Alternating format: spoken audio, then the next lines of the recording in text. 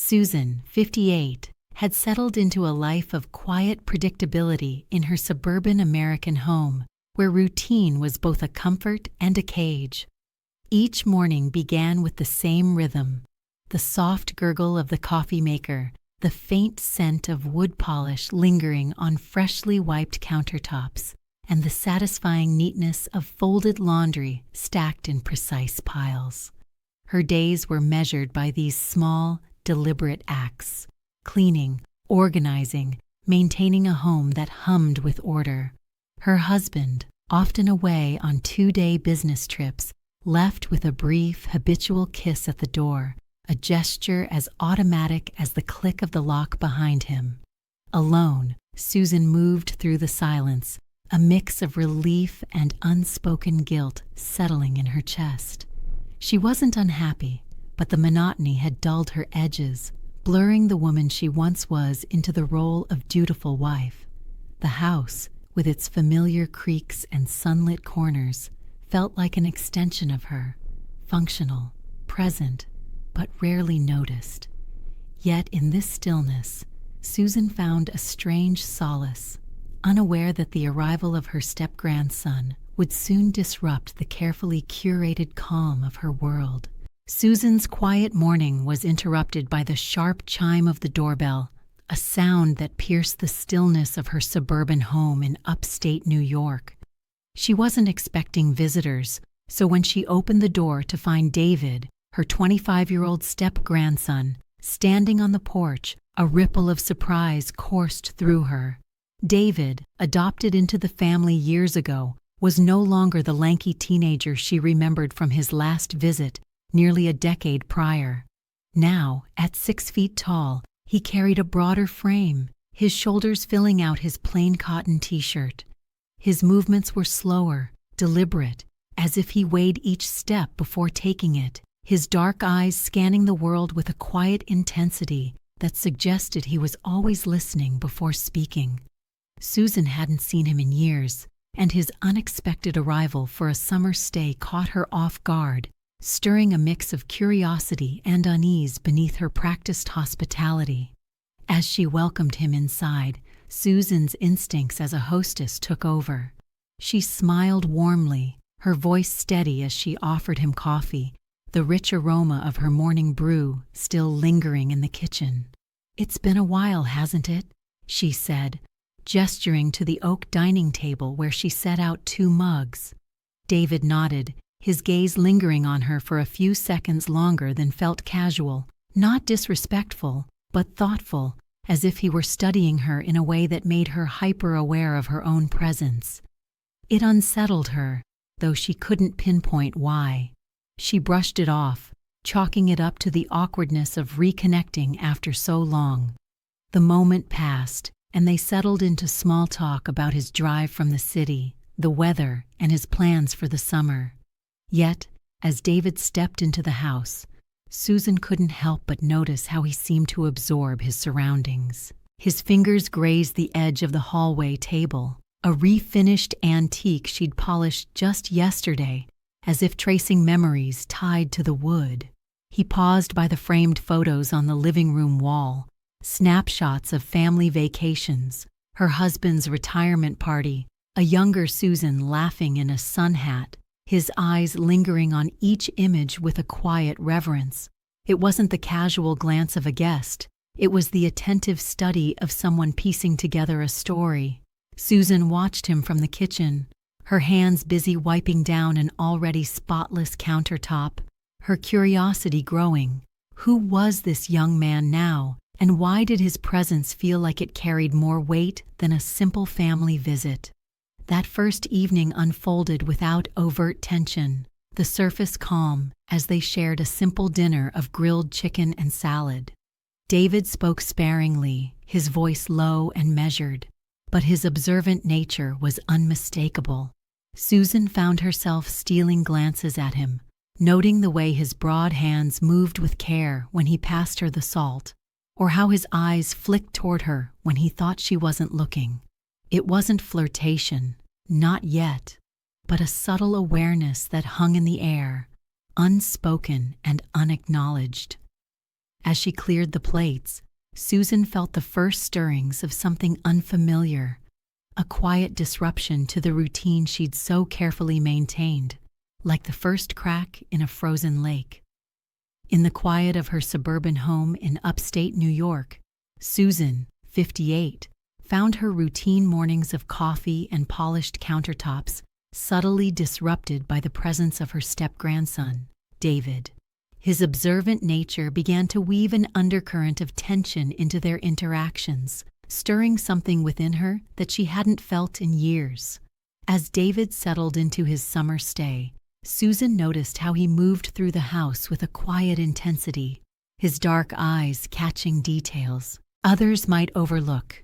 He'd pause by the oak hallway table, his fingers brushing its edge as if recalling a memory, or linger over framed photos on the living room wall, snapshots of her with her husband on a Cape Cod vacation, or her smiling at a family barbecue. His gaze wasn't casual, it was deliberate, as if he were piecing together the contours of her life. Susan, wiping down the kitchen island, found herself watching him, not with suspicion, but with a growing curiosity about who this young man had become. One afternoon, as Susan stood in the hallway folding laundry, the air shifted. She wore a thin cotton robe, the kind she only donned when alone, its soft fabric clinging lightly to her frame. The house was silent, save for the hum of the fridge, when a floorboard creaked behind her. Turning slightly, she saw David standing there, his broad frame filling the doorway. His eyes met hers, steady and unapologetic, sending a low, buzzing heat across her skin. It wasn't lustful, not yet, but an awareness that made her pulse quicken. Susan could have tightened the robe, concealing herself, but she didn't. Instead, she held his gaze, the moment stretching into something dense and unspoken. David didn't speak, didn't move closer, but his presence felt like a question hanging in the air, one she wasn't ready to answer. That evening, as Susan prepared dinner, grilled salmon and asparagus, a staple in her rotation, she found herself stealing glances at David. He sat at the dining table, his posture relaxed but his eyes alert, noticing the way she moved, the way her hands sliced vegetables with practiced ease. When he commented on a photo of her at a local fair, recalling how she'd once won a pie contest, Susan felt a pang of surprise. Her husband hadn't noticed such details in years, yet David remembered. The observation landed softly, stirring a warmth in her chest. She smiled, deflecting with a light remark, but the moment lingered, a crack in the veneer of their familial roles. As the days passed, Susan became more aware of David's quiet scrutiny, the way his eyes followed her when she crossed a room or paused to adjust a vase of wildflowers. It wasn't overt, never crossing into disrespect, but it carried a weight that made her feel seen in a way she hadn't in years. Standing in the kitchen, her hands busy with dishes, she felt his presence across the room, a silent pulse that disrupted the monotony of her routine. Susan didn't name the feeling, not attraction, not yet, but a curiosity that bloomed in the spaces her husband's absence had left. The house, once a haven of predictability, now hummed with a subtle charge, as if David's gaze had awakened something long dormant within her.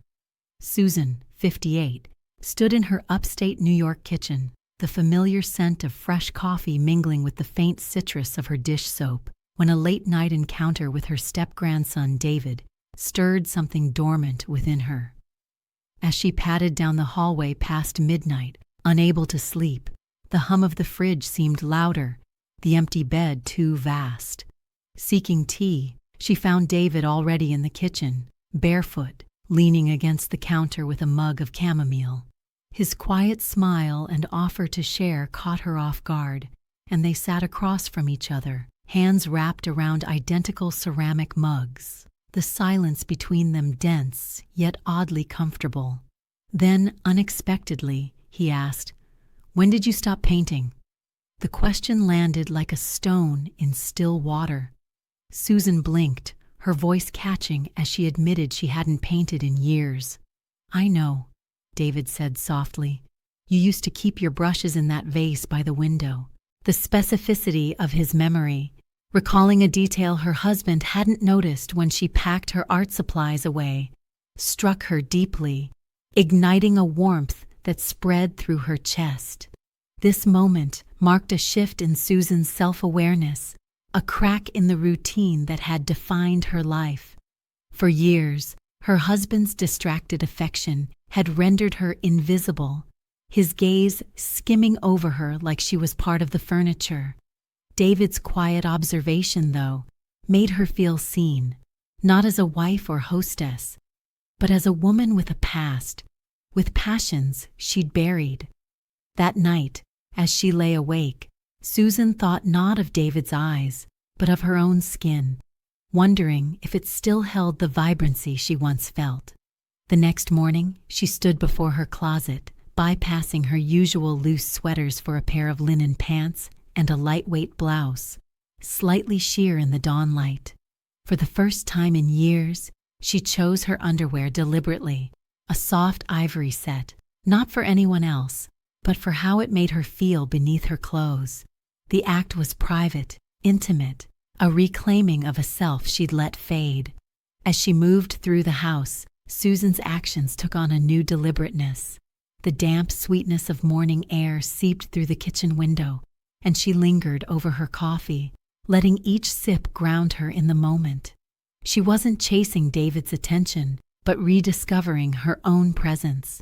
When she caught her reflection in the hallway mirror, she didn't critique the lines on her face. She met her own gaze, testing the weight of her existence. David's presence had sparked this shift, but the awakening was hers alone. Later, as she tidied the living room, her fingers brushed the vase where her paintbrushes once stood, and a quiet ache surfaced.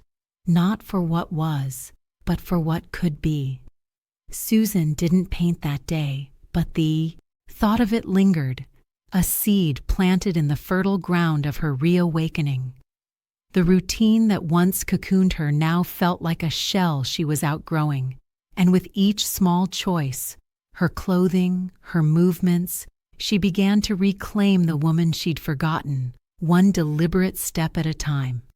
In the quiet of her upstate New York home, Susan, 58, felt the air shift as her interactions with her stepgrandson, David, took a charged turn.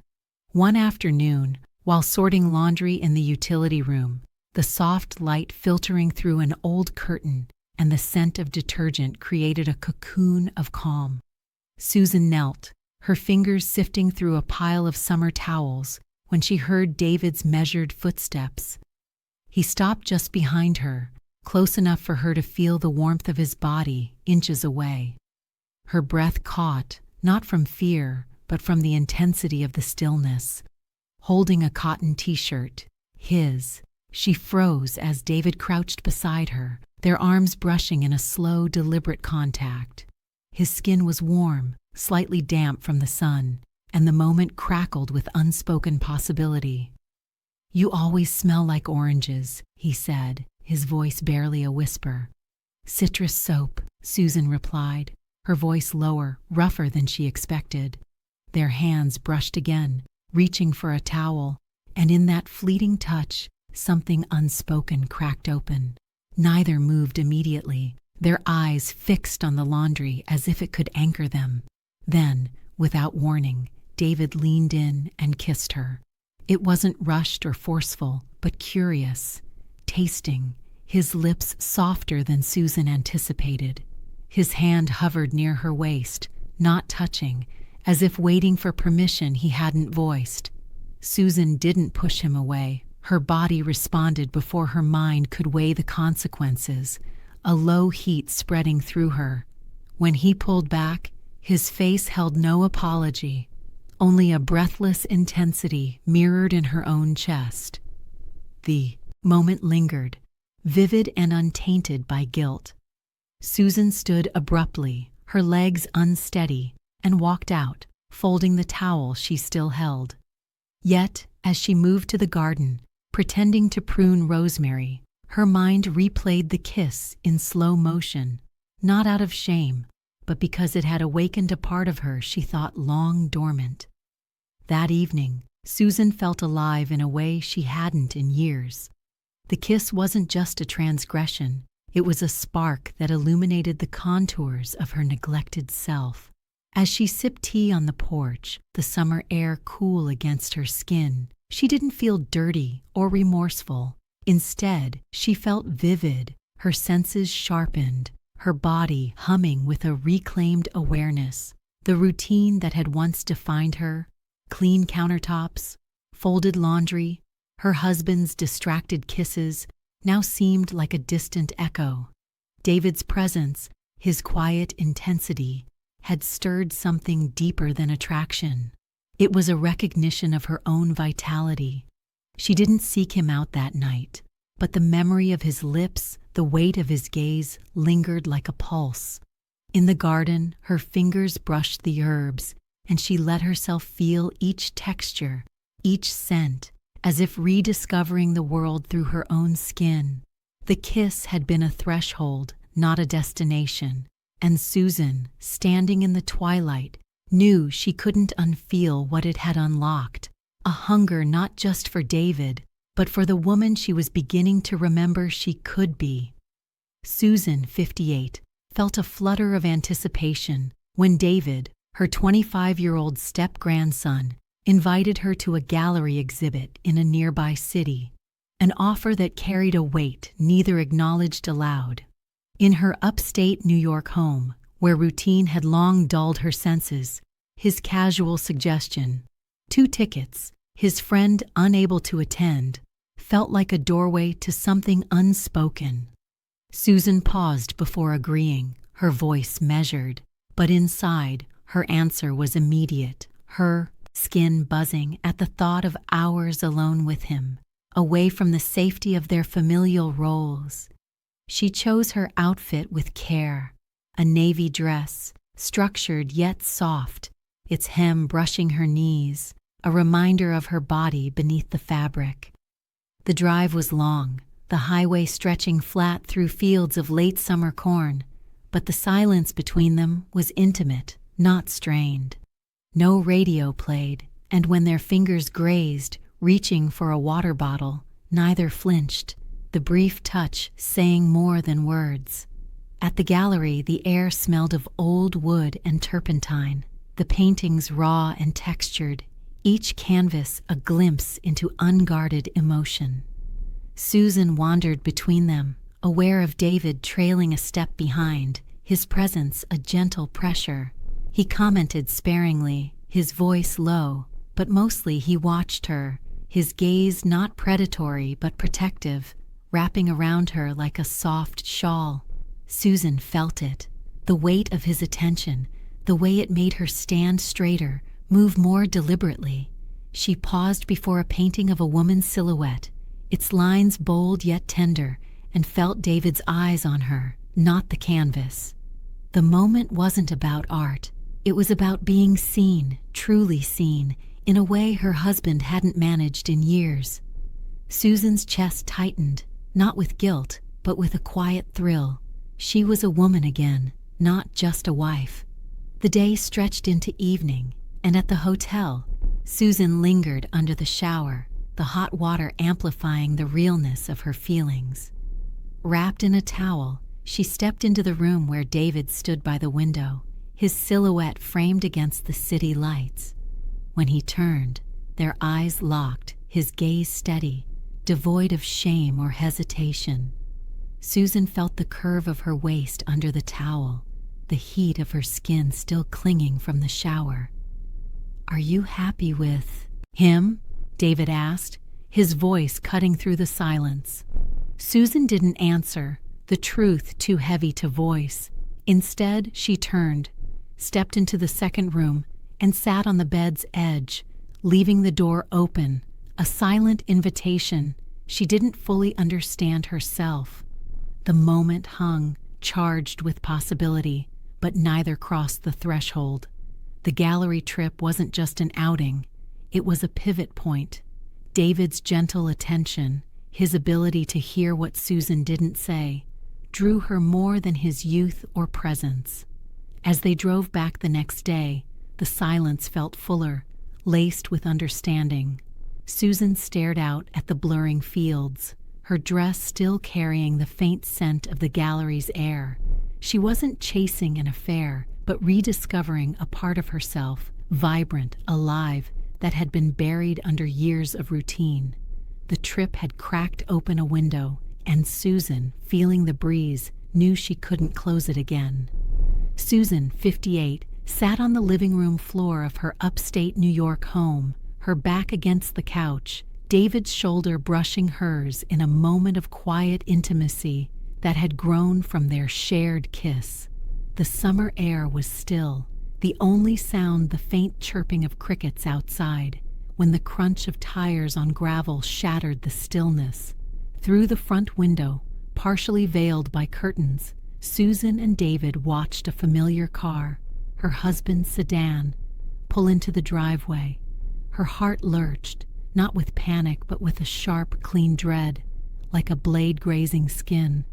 David tensed beside her, his breath catching as they stared, frozen, willing the car to reverse, to erase this intrusion into their fragile secret.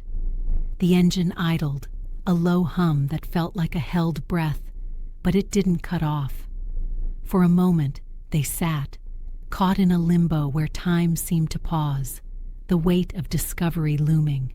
Then, abruptly, the engine died. The silence that followed was heavier, sharper, as if the world had inhaled and refused to exhale. Susan stood slowly, smoothing her navy dress with trembling hands, not from fear but from the surreal clarity of the moment. David moved behind her, silent but radiating tension, like heat off asphalt. She peered through the curtain's narrow slit, expecting her husband's familiar figure to stride toward the porch, keys jangling. But the driver's seat was empty, the passenger door still closed, seconds stretched into minutes, the door never opening. "He didn't come in," Susan whispered, her voice quieter than she intended. "Maybe he forgot something," David offered, but his tone lacked conviction. A hollow attempt to explain the inexplicable. They waited, braced for a climax that never came, the car remaining a silent sentinel in the driveway. Eventually, the sedan's engine purred back to life, and the car rolled out, disappearing beyond the road's curve. Susan's pulse thudded in her ears, not from relief, but from the mystery of what her husband had seen, or thought he saw. Had he noticed the curtain's slight shift, the glow of the living room lamp? Had he sat there, watching the house, sensing a change he couldn't name? She'd never know, and that uncertainty settled in her chest like a stone. Susan didn't return to the couch, didn't look at David. Instead, she climbed the stairs, washed her face, and changed into a sleeved nightgown, the neutral fabric a deliberate eraser of the evening's heat. The act wasn't about guilt, but about containment, a way to hold the vividness of her feelings at bay. The next morning, Susan moved through the house with mechanical precision, pouring coffee, folding napkins, as if order could disinfect the chaos of the previous night. David avoided her eyes, and she let him, the air between them thick with unspoken questions. Her husband's brief, unexplained return had fractured their delicate bubble, leaving Susan to grapple with what it meant. Had he sensed her shift, her awakening? The car's retreat offered no answers, only a reminder that her carefully curated life was no longer as secure as it seemed. Susan sipped her coffee, staring out the kitchen window, the driveway now empty but heavy with the weight of what might have been. The morning after her husband's unexplained return, Susan, 58, moved through her upstate New York home with a quiet heaviness, the air thick with the residue of what had transpired with David, her 25-year-old stepgrandson. By afternoon, David announced his departure, his voice casual but vague. citing an upcoming project in the city. His words floated in the hallway, unconvincing, as he packed his duffel bag with the same deliberate care Susan had noticed in his every movement. She didn't ask him to stay, and he didn't offer, but their goodbye lingered at the front door, the oak frame casting long shadows across the hardwood. David looked at her, his dark eyes tracing the angles of her face, as if committing them to memory. "I'm not sorry," he said, his voice steady. "I won't ever be." Susan swallowed hard, her lips parting, but no words came. He leaned forward, close enough for her to catch the faint citrus scent of his detergent. But he didn't kiss her. Instead, he turned and walked into the golden afternoon, leaving her standing in the doorway, raw and unmoored. The house felt emptier without David, its silence no longer comforting but oppressive. Susan wandered through the rooms, her fingers brushing objects that bore his presence, the wine glasses they'd left untouched on the dining table, the throw pillow still dented from his back. In the living room, she found a photo on her phone, one David had sent, a candid shot from their gallery trip. She was laughing, her hand tucked behind her ear, head tilted, the ochre walls of the exhibit glowing behind her. Beneath it, his message: "You looked more like yourself that day than I've ever seen you." The image wasn't flattering in a conventional sense, but it captured her alive, unguarded, a version of herself she barely recognized. Her heart pounded, not from fear, but from the recognition of a truth she couldn't unsee. She closed the message quickly, but the ache in her chest lingered. That evening, Susan sat in the living room, the photo album she'd avoided for years open on her lap. She flipped past images of vacations and birthdays, her life with her husband meticulously documented, until she found the gallery photo David had slipped into it before leaving. Holding it, she felt the weight of his absence, not as a loss, but as a catalyst. The house, once a sanctuary of routine, now felt like a museum of a life she no longer fully inhabited. She didn't cry or rage. Instead, she felt a soft, persistent throb where her restraint used to be. David's departure wasn't an end, but a marker, a line drawn between the woman she'd been and the one she was becoming. Susan didn't reach out to him, though her fingers hovered over his name on her phone. The silence he left behind was loud, filled with the echo of their kiss, his gaze, the way he'd seen her when no one else had. As she lay in bed that night, next to the pillow still faintly scented with her husband's aftershave, she felt raw, not guilty, but exposed. David's exit had stripped away the veneer of her routine, leaving her to confront the hunger he'd awakened, not just for him, but for the vividness of her own existence. Susan, 58, felt the echoes of David's departure reverberate through her upstate New York home, but rather than retreat into the comfort of routine, she embarked on a quiet rebellion against the life that had rendered her invisible.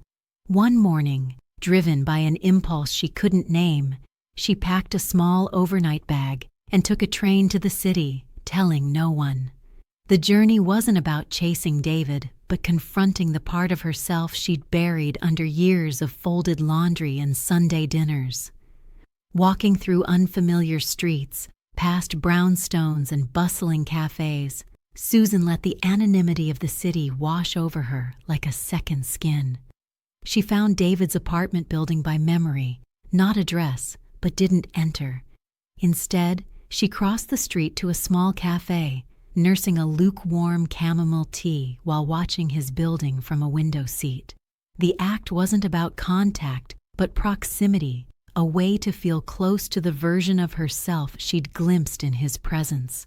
Vibrant, awake, alive. Back home, Susan's rebellion took subtler forms, rooted in reclaiming her sensuality for herself.